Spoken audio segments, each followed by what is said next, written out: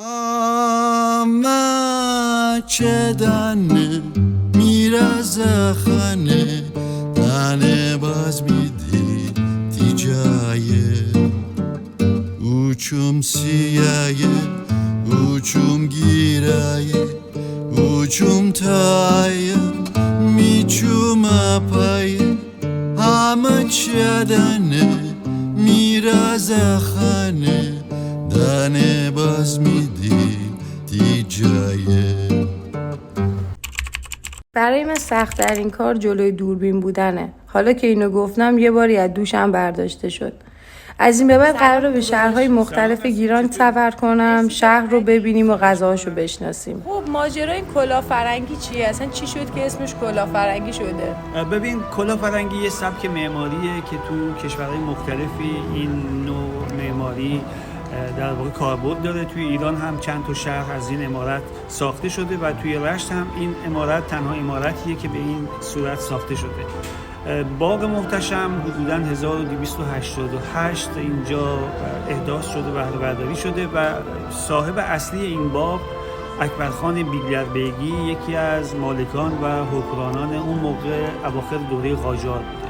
بعد از اینکه ایشون فوت میکنه این باغ میرسه به دخترش و دخترش هم سرپرستی این باغ رو میسپره به همسر و پسرعموش.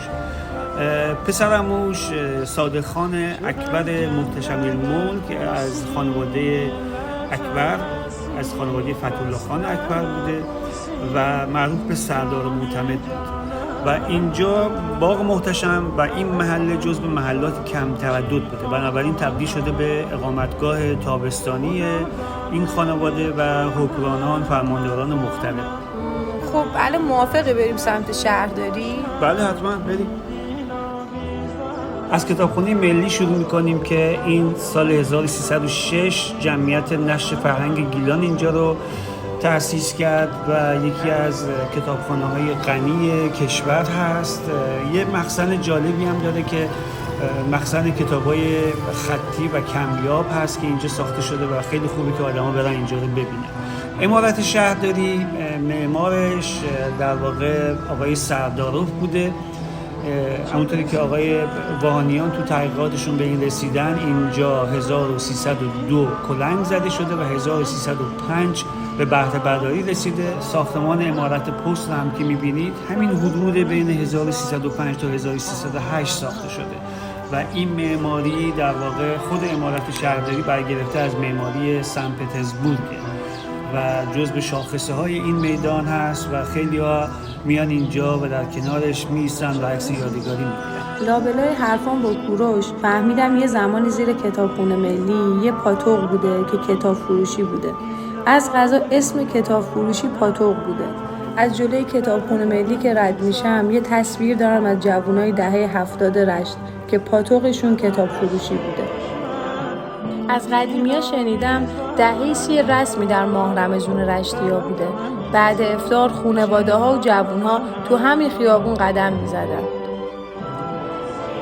و اما همین میدان شهرداری که الان میخوام بریم سمت بازار یه ویژگی خیلی خوبی که اینجا داره اینه که دو تا از داروخانه‌های معروف رشت اینجا قرار داره. داروخانه شبانه روزی کارونه که در واقع مؤسسش آسم میناسیان بود، یکی از خیرین بسیار معروف و مورد تایید مردم.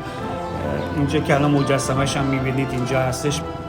و در کنارش ما سینما انقلاب رو می‌بینیم که الان متاسفانه تعطیل و کار نمی‌کنه. یکی از سینماهایی بوده که معماری خاصی داشته، اختلاف سطح‌های جالبی بود، یه لوستر بزرگی هم همیشه اونجا بود که مورد توجه مردم بود و خیلی فیلم‌های خوبی هم اینجا به نمایش گذاشته شده و مردم لذت می‌بردن. و این هم که بازار بزرگ رشت. بازار بزرگ رشتی که از نمونه‌های برجسته بازار تو ایرانه، به خاطر ویژگی خاص این بازار که روبازه و مردم به این نوع زیست عادت کردن و به نوعی باش دارن زندگی میکنن و سرشار از رنگ و بو و صدا هست. و اما اینجا در کنار مسجد عاشق جواد ما می‌بینیم که به طور دائمی در تمام طول سال اینجا رشته خشکار درست میکنن. و توی ماه رمضان یکی از علاقه‌مندی‌های مردم اینه که میان اینجا رشته خوشگاه خریداری میکنن. این یکی از قدیمی‌ترین رشته خوشگاه فروشی‌های رشت که از سال 1324 داره اینجا کار میکنه.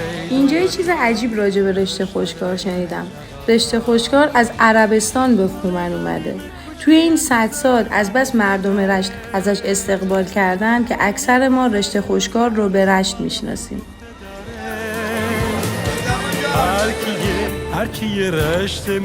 از اونجایی که گیلان و رشت غذاهای متنوعی داره، حتی توی سفره افطار هم این تنوع به چشم میاد. توی راه شورکولی هم که با هم شامی رشتی درست کنیم.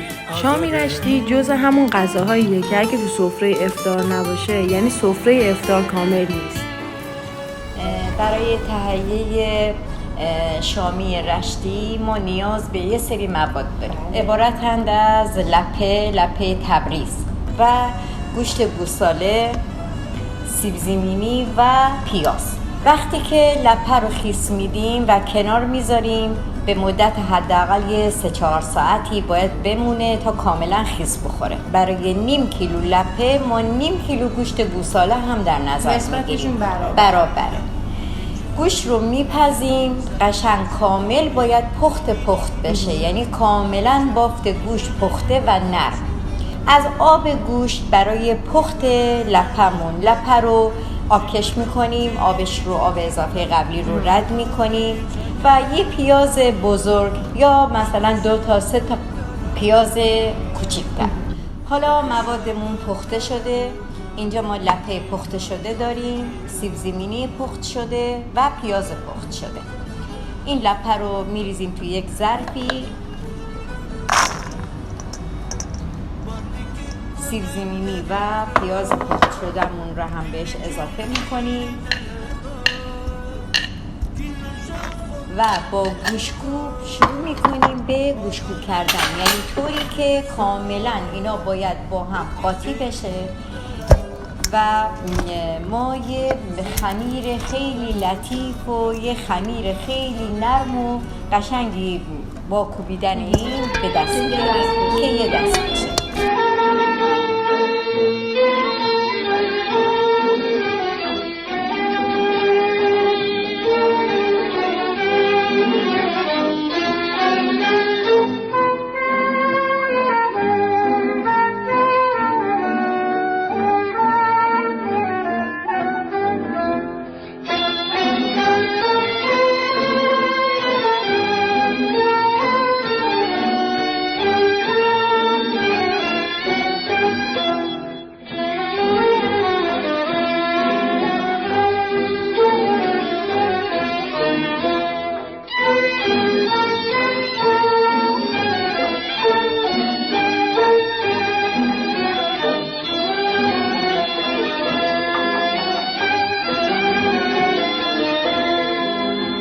درست کردن آش خیلی سخت و زمان بره. من میرم ادامه رشتگردی ولی به خاطر آش حتما برمیگردم.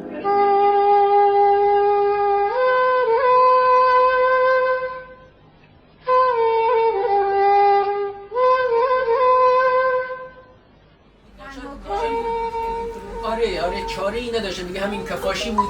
فقط من کفاشی رو کردم کفش فروشی دیگه، چون خودم که کفاش نیستم کفاشی رو کردم کفش فروشی و اینجا موندم. یعنی به نوعی مدلام بیشتر بود، این رنگی ها رو کمتر گذاشته بودم، مدلای بیشتر رو گذاشته بودم. الان یه مقدار مدلام کمتر شده، دوباره این رنگی ها رو بیشتر گذاشتم تو ویترین.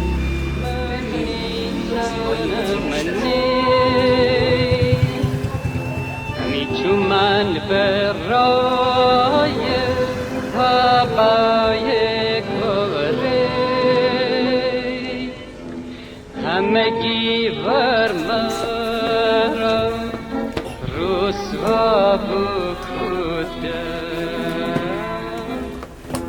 همه کس که عجب شیدای هره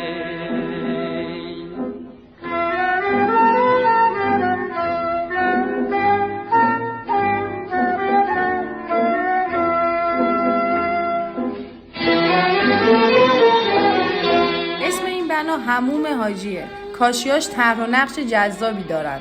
هر بار که بهشون نگاه میکنم یه چیز جدید بینشون کشف میکنم. خیلی تلاش کردیم داخلش رو ببینیم ولی نگهبان اونجا اجازه نداد. حتی جواب سوالامون هم نمیداد. از قدیمیای محله که پرسجویی کردم هیچکس اطلاعات درستی نداشت. انگار این بنا به معنای واقعی رها شده. همه اینا باعث میشه بیشتر به حرفای کفش فروش فکر کنم. بیشتر دارم به این نتیجه میرسم که بازسازی بناهای قدیمی چقدر میتونه به هویت اون محله کمک کنه و تو نقطه مقابلش رها کردن یه بنای تاریخی میتونه زندگی رو ازش بگیره و تاریخچه‌اش فراموش بشه.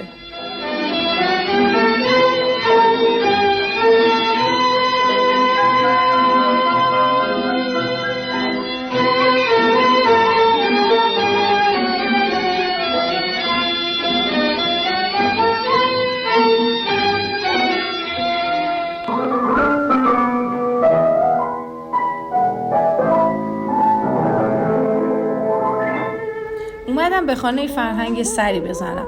اینجا این نهاد خصوصیه. سال 92 یه جمعی که دغدغه‌های فرهنگی داشتن این خونه رو از خاندان سمیعی خریدن و بازسازی کردن. حالا چند سالیه که محلیه برای معاشرت هنرمندان و هنردوستان.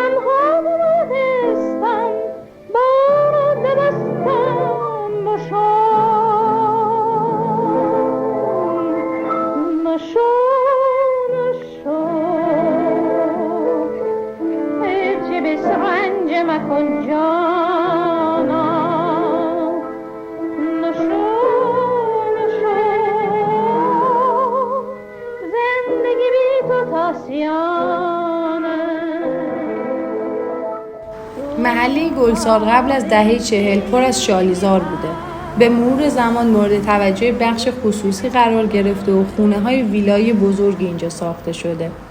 اوایل به شهرک بوستار معروف بوده و برای انتخاب اسم نهایی مسابقه‌ای برگزار می‌کنن و در نهایت اسم گلسار انتخاب میشه.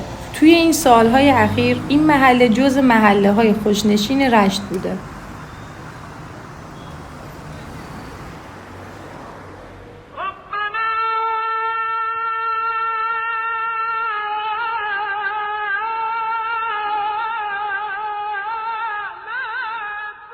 کاسه های گل سرخی آش بود که در خانه های کوچه تقسیم می شد و ما تماشا می کردیم شبهای رمضان رشته خوشکارهای برشته آغشته به شیره معطر را که مادرم دانه دانه در سینی براق ورشو می چید.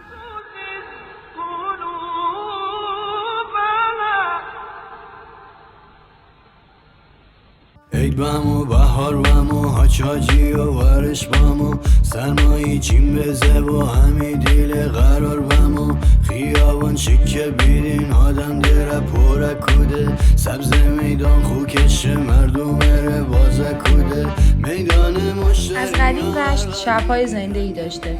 جوان‌های رشتی طبق عادت نانوشته‌ای شبگردی می‌کنند و چراغ شهر رو روشن نگه می‌دارند. هول و هوش مرکز شهر به خاطر کافه و رستوراناش همیشه جای پر رفت آمدی بوده و هنوزم که هنوزه رشت این ویژگیشو حفظ کرده. گاری کبابیا نیستن، معلم رفتیم، تمام شهرداری به خاطر قرنطینه همه رفتن. همه میدونی که این موقع شب هم پر گاری کبابی و پر آدم بود اینجا، ولی به خاطر قرنطینه اکثرشون دارن رعایت میکنن، نمیان بیرون. ولی رشت خیلی بده که شبیه قبل نیست. امیدوارم همه چیز مثل سابق بشه، شبهای روشن رشت برگرد.